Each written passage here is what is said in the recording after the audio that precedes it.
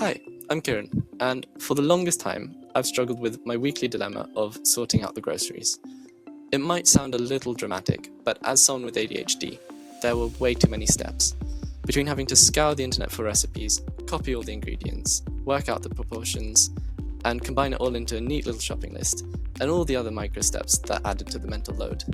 So I built my meal planning agent, where you can discover new recipes, add those by just dragging them and dropping them onto the meal plan, and then have a shopping list automatically created based on that meal plan.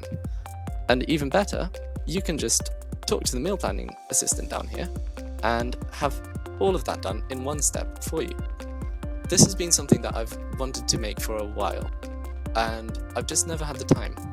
But luckily, through Dreamer's remix feature, I was able to take this recipe store agent and make it my own.